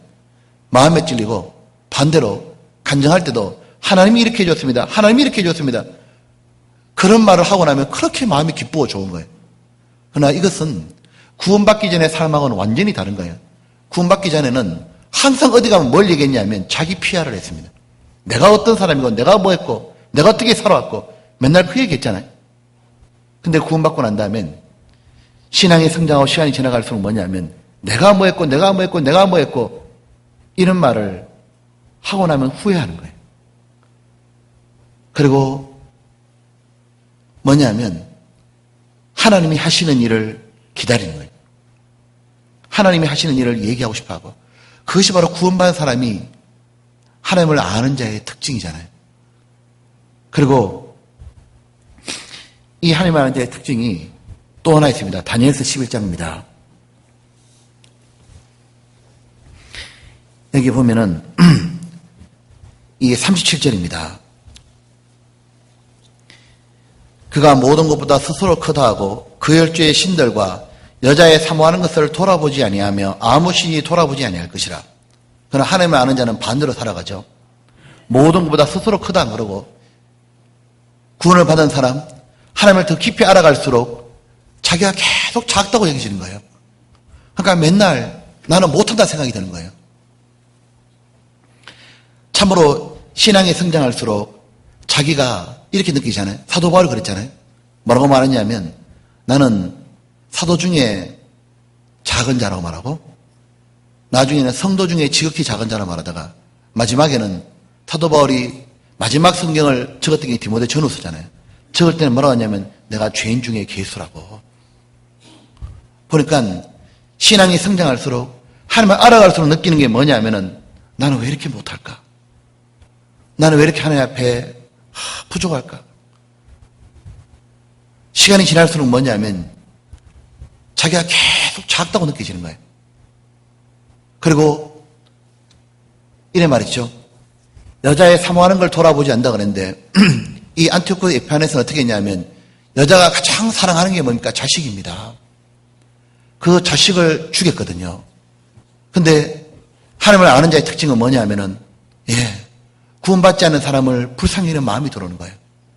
구원받지 않는 사람이 어떻게 했냐면은, 구원 안 받은 사람인데, 구원 안 받은 사람이, 이 사람이 세상에서 높은 지식을 안 가졌다 할지라도 세상에서 별 볼 없는 사람이잖아요. 배운 게 일천하고, 그리고 가진 게 없다 할지라도 그 사람을 딱 바라보면은 그 사람 또 불쌍해 보이는 거예요. 구원을 받으면 되는데, 그러니까 심지어는 지나가는 아주 초라한 사람에도 저 사람에도 말씀을 전해보고 싶다는 마음이 드는 겁니다. 그리고 교회 내에서도 희한한 일이 벌어지는 거예요. 구원받기 전에는 세상 기준 가지고 사람을 이렇게 판단했잖아요. 근데 하나님을 아는 자의 특징이 뭐냐면은, 구원받은 사람 모두가 귀해 보이는 겁니다. 그리고 구원받았다는 그 이유 안으로 귀해 보이잖아요. 그러니까 교제가 되는 겁니다. 세상 것이 안 들어오는 거예요. 마치 이 이스라엘 성막 안에는 온통 뭐냐면, 성막 안에는 다른 건 하나도 못 가지고 들어갔습니다. 성막 안에는 뭐냐면은 오직 안에는 황금이 있었고 그 안에는 촛불을 켜서 환하게 밝혔던 거예요. 성막 안에 다른 거 못 가지고 들어오는 거예요. 그러니까 이 교제 가운데도 뭐가 들어오냐면은, 정말 모두가 귀해 보이고 그렇게 바뀌어가잖아요. 이게 또 하나님을 아는 자의 특징이 또 있습니다. 참으로 구원받은 사람은 뭐냐면은 분별이 가기 시작하는 겁니다. 다니엘서 12장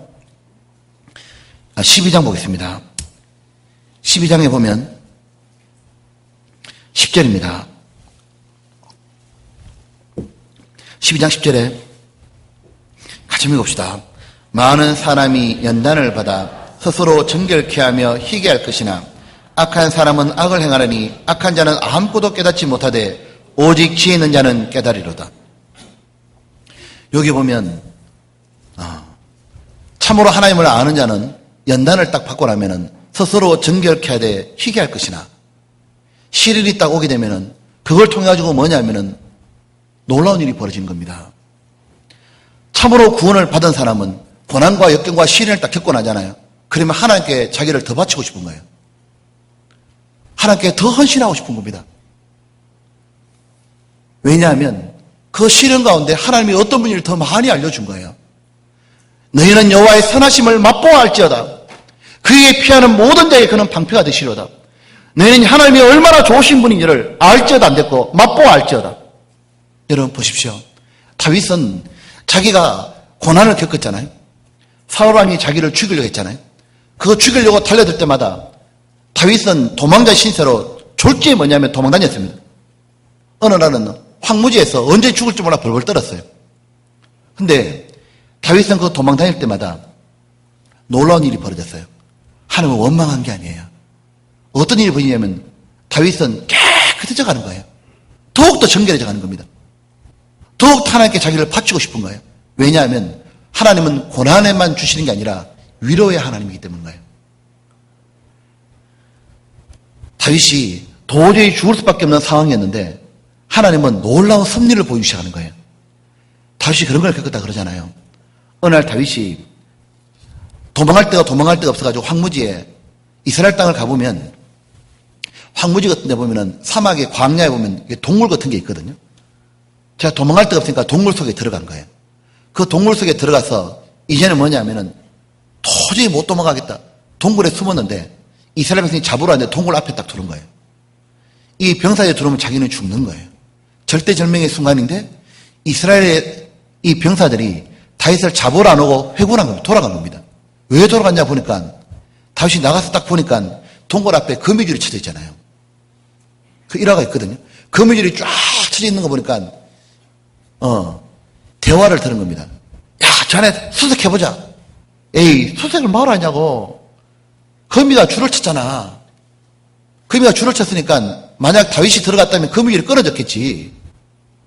그러고 돌아갔던 거예요. 근데 다윗이 뭘 느낍니까? 하나님이 나를 생각해서 저 작은 거미를 보내가지고 하나님 나를 살리는구나. 사도 바울이 자기가 고난을 받을 때마다 그때 너무 힘들 때마다 하나님이 말씀으로 위로해 줬습니다. 바울이 환상 중에 봤잖아요. 주께서 내 옆에 서서 가로되 바울아 탐대하라고. 여기에 나를 따르는 무리가 많느니라. 네가 로마까지 가서 증거해야 되리라. 우리도 보면은 환난과 고난이 딱 주어지잖아요. 그러면 그때 가장 위로의 말씀이 들리는 거예요. 그리고 그 하나님이 자기를 얼마나 사랑하는지가 점점 다가오잖아요. 그래서 어떻게 되냐면 그는 하나님 앞에 더 바르게 살아야겠다. 스스로 정결케 하고 희게 돼가는 거예요. 하나님을 아는 자의 특징은 뭐냐면 고난을 받아보면 아는 거예요. 고난과 시련을 딱 받아보면 하나님을 아는 자는 훨씬 더 뭐냐 말씀이 잘 들어오고 그 시련 가운데 뭐냐면 내가 더 바르게 살고 싶다. 하나님이 이런 위로를 주시니까 내가 더 똑바로 살아야겠다. 스스로 정결하고 희게 돼가지만 반대로 쭉정이와 가라지는 다릅니다. 시련과 고난이 딱 다가오면 어떻게 합니까? 이 신앙 때문에 내가 망하게 생겼다고 죽겠다고.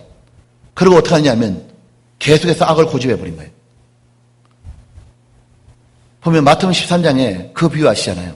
10분인 비유 보면 기쁨으로 받았으나 다시 이 말씀 때문에 환난과 역경이 다가오게 되면 배반하는 자요.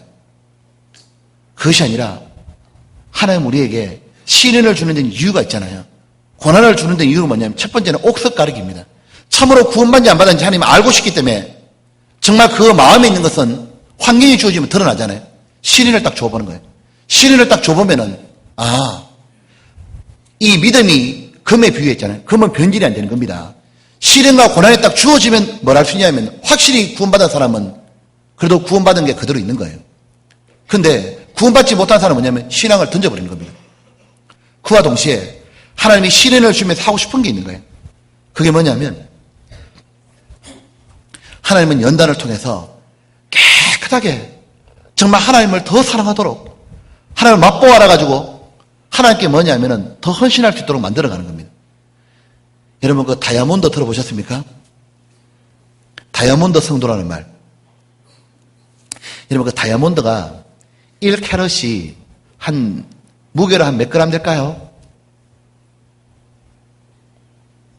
우리는 그거 아는 사람이 없어요.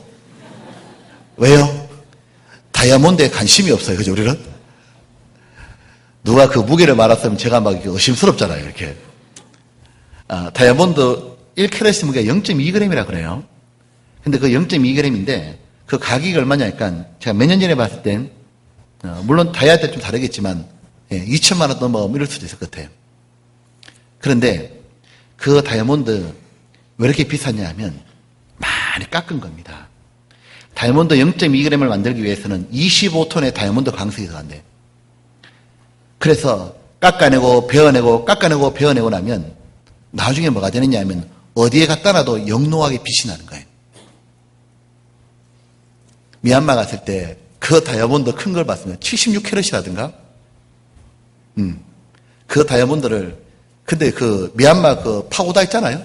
그 우상 탑 위에다 걸어놔서 좀 그렇지만 그걸 딱 걸어놓으니까 이렇게 앉았으면 다이아몬드가 백금처럼 쫙 빛나는 게 있어요. 여러분 하나님은 우리에게 뭘 원하시냐면 다이아몬드 같은 성도가 되길 바라잖아요. 그래서 하나님은 연단을 주고 그 연단 중에서 하나님을 더욱더 알아가는 거예요. 자, 그래서 뭐가 되느냐 하면 이는 빛나는 성도가 되어가는 거예요. 그리고 하나님을 아는 자의 특징이 마지막 한 가지를 또 말하고 있습니다. 다니엘은 하나님을 아는 자는 하나님을 전하고 싶다 말하는 거예요. 다니엘서 11장 봅시다. 11장에 보면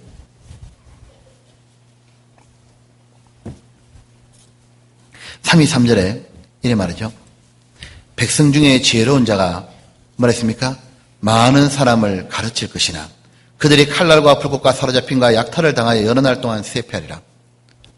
백성 중에 지혜로운 자가 하나님을 아는 이 지혜로운 사람은 많은 사람을 가르치고 싶다고. 뭘요? 하나님에 대해서 전해주고 싶은 거예요. 그리고 12장 3절입니다. 3절에 보면 이래 됐죠. 같이 봅시다. 지혜 있는 자는 궁창의 빛과 같이 빛날 것이요 많은 사람을 옳은 대로 돌아오게 한 자는 별과 같이 영원토록 비치리라. 이제 하나님을 아는 자는 뭘 하고 싶냐면 이 땅에 있으면서 하나님에 대해서 전해주고 싶은가요? 많은 사람은 옳은 대로 돌아오게 하고 싶은 겁니다. 여러분 옳은 데가 어디입니까? 하나님만이 옳은 분이에요.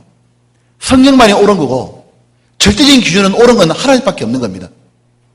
바로 많은 사람을 하나님께 돌아오고 싶은 거예요. 하나님께 돌아오는 게 뭐냐면은 전도하는 거하고 또 하나 뭐냐 다른 사람을 신앙을 바르게 세우고 싶은 겁니다. 그래서 이 옳은 대로 돌아와야 한다는 말이 전도만 하는 게 아니라 구원받은 사람 중에 연약한 사람 다시 붙잡아서 주님께로 돌아오게 하는 그것도 다 해당될 겁니다. 그래서 살아가는 인생의 목표를 뭘로 잡냐면은 참으로 하나님을 아는 사람은 자기 인생을 투자할 때를 알게 된 거예요. 내가 이 땅에 살아있는 이유가 뭐냐? 많은 사람을 옳은 대로 돌아오게 하자. 이 일을 위해서 전심전력하려고 그러는 거예요. 참으로 하나님을 알고 나면 이것이 바로 내 인생의 모든 내 시간과 물질과 재능을 모두 올인하는 다 쏟아부어도 좋을 게 뭐냐면 바로 많은 사람을 옳은 대로 돌아오게 하자. 한 사람을 구원해보자. 그리고 저 사람을 구원받은 사람을 정말 신앙 가운데 굳건히 한번 세워보자. 그 일을 위해서라면 자기의 재능, 시간, 재물 모든 것을 다 바쳐도 좋겠다. 왜요? 그는 한 가지 또 아는 게 있는 거예요. 영원토록 비치리라. 바로 영원토록 비치리라. 그래, 이 땅에서는 내가 높임을 받지 아니하리라. 이 땅에서 내가 영광을 받지 아니하리라. 그러나 내가 하나님께는 정말 내가 칭찬을 받고 싶고 주님 앞에 갔을 때는 잘했다는 말 듣고 싶다고. 그래서 가지고 있는 시간과 재물과 재능을 다른 데 사용되는 걸 아까워하는 거예요. 많은 사람은 옳은 대로 돌아오게 하는데 이 일을 위해서 인생을 한번 다 그렇게 살 수 있으면 얼마나 좋을까? 바로 그것이 구원받은 사람의 특징인 겁니다. 하나님은 그것을 우리가 구원받고 난 다음에 신앙이 자라가는 가운데 계속 그것이 맞다는 걸 우리에게 알려주실 거예요. 보면 이 참으로 구원을 받은 사람, 하나님을 아는 자는 그 자는 지식도 새로워졌고 그 자는 이제 살아가는 방식이 다릅니다. 그는 강합니다. 그는 역경 속에도 하나님을 의지하고 살아가는 거예요. 하나님이 도와준다고 믿는 거예요. 그는 비난과 오해를 받아도 이 길이 진리다. 이것이 가장 진리된 길이고 이건 영원한 길이고 확실한 길이다. 오해받아도 가고 강한 겁니다. 그는 세상 유혹과 죄에서도 여러분 세상에 있는 사람들 있잖아요. 여러분 보셨죠? 제가 돌아가신 말해서 죄송합니다. 그 어떤 권력자도 대통령의 위치에 있던 자도 돈 앞에 무너집니다. 맞잖아요? 돈 가지고 흔들어대면 권력자도 뭡니까? 다 무너졌습니다. 다 돈 받고 무너져요. 그러나 세상의 유혹과 죄에도 구원받은 사람은 강한 겁니다. 전에는 돈 없이 못 사는 사람이 이제는 뭡니까? 강해진 거예요. 돈 때문에 사는 게 아닌 거예요.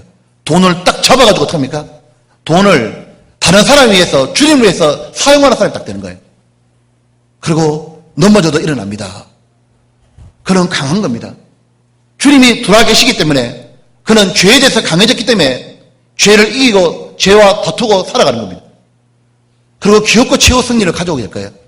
그리고 구원받은 사람은 용병을 발휘합니다. 뭐냐면 그 누구도 마귀한테 못 붙어보는 거예요. 근데 마귀하고 붙자고 일어나는 겁니다. 여러분 지금 이 하나님이 말했거든요. 아가서 하나 봅시다. 아가서 요만 봅시다. 아가서 6장에 이런 말이 있죠.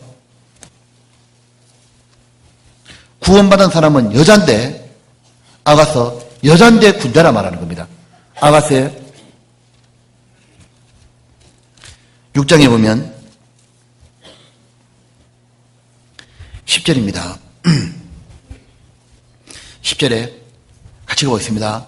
아침 빛같이 뚜렷하고 달같이 아름답고 해같이 맑고 기치를 버린 군대같이 어미한 여자가 누구인가? 보면은 이 여자가 구원받은 사람이고 좀 더 정확하게 말하면 교회입니다. 근데 구원받은 사람이 모여있는 교회의 특징이 뭐냐면 아침빛처럼 뚜렷하다는 거예요. 보면은 완전히 뚜렷하게 보입니다. 구원받은 교회와 구원받지 않은 교회는 완전히 구별이 딱 가는 거예요. 구원받은 교회는 말씀도 다르고 삶도 다르고 하는 게 모두 달라요. 뚜렷하고 하나님 볼 때는 너무 아름다운 거예요. 왜? 그들은 주님을 사랑하고 살아가는 거예요. 그 주님이 뭐라냐면 내 여자란 말하는 거예요. 나의 신부라고. 그런데 희한하죠. 여자기 때문에 자기 남편 앞에 한없이 부드러운 것처럼 우리는 주님 앞에는 한없이 부드러운데 희한한 겁니다. 근데 군대인 거예요. 여자인데 약하지가 않는 거예요. 용맹을 딱 발휘하는 겁니다. 뭐냐면은 기치를 딱 버리는 거예요. 깃발을 딱 꽂고는 마귀하고 붙었다 그러는 거예요. 그리고 뭐냐면 마귀하고 싸우자고 딱 나오는 겁니다. 용맹을 딱 발휘하는 거예요. 그러니까 이 울산 지역에서 있잖아요. 마귀가 누가 겁나겠습니까? 마귀는요. 울산 시장이 겁나겠어요. 죄송합니다. 이 표현에서. 아니면 현대자동차 하나 있잖아요. 중공업 있잖아요. 거기에 뭐 회장님이 뭐 겁나겠습니까? 마귀 겁 하나도 안 나는 거예요. 마귀가 제일 겁나는 게 딱 하나 있는 겁니다. 뭐냐면 제가 생각할 때 우리 교회예요. 왜요? 마귀도 질려버릴 거 아니에요? 왜냐하면 아무리 핍박해도 몇 단이라고 말해도 붙어보자고 또 나오잖아요. 또 집회하잖아요.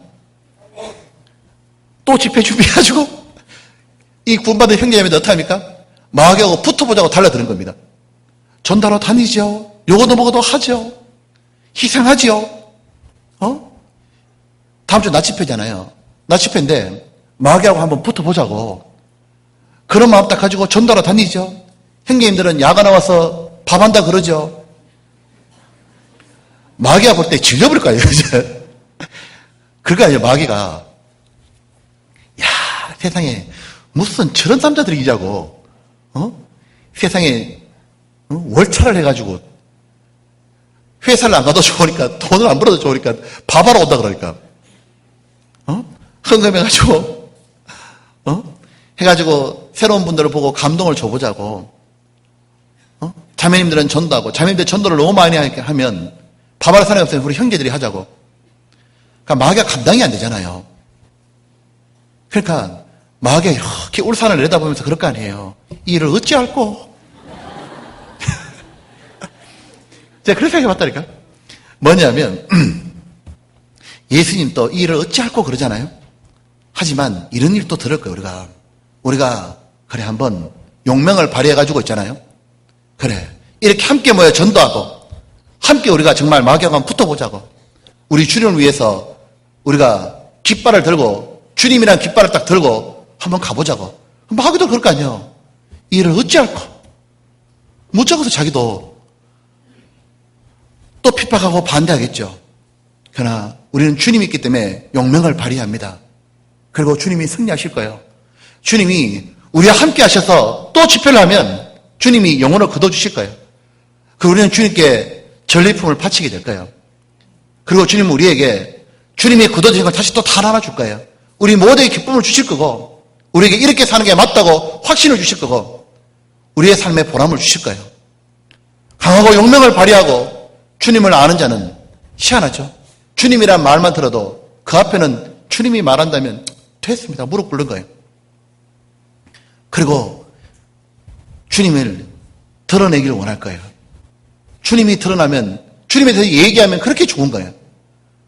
그리고 이런 과정을 연단을 거쳐서 더욱더 주님께 헌신하고 싶어질 거고 그리고 우리는 이렇게 주님 품으로 옳은 대로 돌아오게 하는 것 이것이 바로 내 인생에 살아가는 이유라고 이걸 위해서 전심전력하는 것 많은 사람을 옳은 대로 돌아오게 해서 영원토록 하나님 영광을 누리라.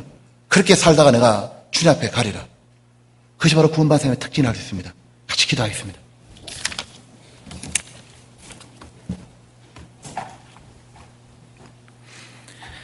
아버지 하나님 고맙습니다.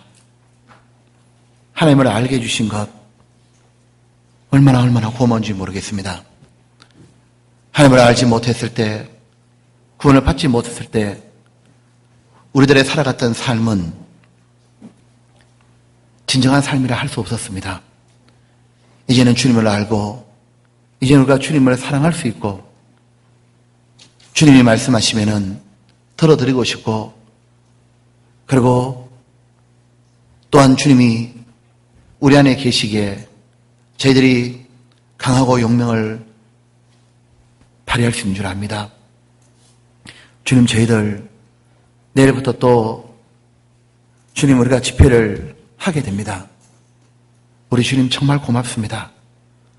주님 우리 같은 사람들을 파트너로 불러주셔서 주님의 그 위대한 이름을 드러내게 주심을 진심으로 감사합니다. 세상에 얼마나 우리보다 똑똑하고 얼마나 가진 것이 많고 얼마나 착한 사람도 많고 그 많고 많은 사람을 주님이 불러서 역사하는 것이 아니라 우리처럼 보잘것없는 저희들을 불러서 주님이 우리를 파트너로 불러주셔서 주님의 전쟁을 치르는데 사용해 주심을 감사합니다.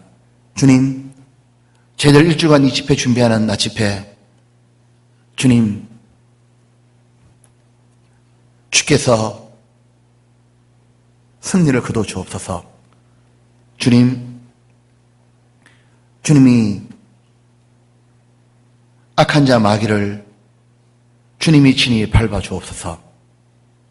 주님 우리가 데려오려는 이 영혼들이 주님 말씀 앞에 나오도록 악한 자 마귀가 방해하는 마음을 주님이 밟으셔서 우리가 확정했던 영혼들이 나올 수 있도록 주님 붙잡아 주시고 주님 우리 일주간 집회할 때 주님 친히 우리들과 함께 계셔서 말씀이 전해질 때마다 그들의 마음을 주님께서 변화시켜 주십시오. 주님 우리가 주님을 의지하고 용감히 행하려고 합니다. 이는 주님이 우리의 대적을 밟으실 분이심을 알기 때문입니다. 주님 우리 힘으로 도저히 그 영혼을 바꿀 수 없어서 마귀에 눌린 그 영혼을 주님 주님이 밟아 주옵소서. 주님이 악한 자 마귀를 밟아버리고 그리고 주님이 승리하셔서 주님께서 영광을 얻으시고 주님 함께 참여했던 우리들에게 영광을 허락해 주옵소서. 그리고 우리들에게 기쁨을 주시고 이렇게 살아가는 것, 이것이 참된 삶임을 주님 우리들에게 더욱더 내려주옵소서. 아버지 하나님, 저희들이 집회를 통해서 더욱 정결케 되기를 원합니다. 주님, 집회를 통해서 저 우리 마음을 희고 깨끗하게 해주시고 그리고 많은 사람을 주님 품으로 돌아오게 하는 이 일에 하나님 우리에게 영원토록 비친다는 그 말씀 주심을 감사합니다. 비록 이 땅에 살지만 영원한 것 위에 살도록 더욱 도와주옵소서. 아버지 하나님, 우리와 함께 하실 주님을 생각하고 기뻐합니다. 주님, 집회를 준비할 수 있도록 도와주신 은혜 진심으로 감사합니다. 그리고 이제 주께서 옛날 이스라엘 땅을 다니시면서 친히 저희들과 함께 해주신 것처럼 연약하고 어린 저희들과 함께 주님이 선두에 서셔서 그리고 주님이 적진을 뚫으시며 영혼들을 구원해 주실 일을 미리 바라보고 기뻐합니다. 주님, 함께 하시고 도와주옵소서. 그리고 해외에 선교하시는 모든 분들, 주님을 사랑해서 그렇게 살아가시는 모든 분들과 함께 해주셔서 그것을 주님의 역사를 보여주시고 주님이 더 많은 은혜를 내려주셔서 모든 환난과 역경, 어려운 환경에도 이기게 도와주옵소서. 주님의 역사를 더욱더 보여주옵소서. 특별히 구교구에서 전도하고 계시는 우리 최영주 목사님, 아버지 하나님, 너무 외롭지 않게 지켜주옵소서. 하나님, 음식 또한 입맛을 거의 잃은 줄 압니다. 아버지 하나님, 한국에 있을 때보다 더욱더 입맛도 되찾게 도와주옵소서. 건강을 지켜주시고 그 가운데 복음을 전할 때마다 하나님 힘있게 전할 수 있도록 도와주셔서 영혼들이 구원을 받아서 목사님에게 힘을 실어주옵소서. 그리고 미얀마 선교가 다시 하나님 힘있게 될 수 있도록 또한 도와주옵소서. 우리들 모두를 영광의 길로 걸어가게 해주신 고마우신 주님 정말 감사합니다. 이 모든 말씀을 우리를 사랑하시는 구주 되신 예수님 이름으로 기도드렸습니다. 아멘. 찬송가 506장 같이 하겠습니다.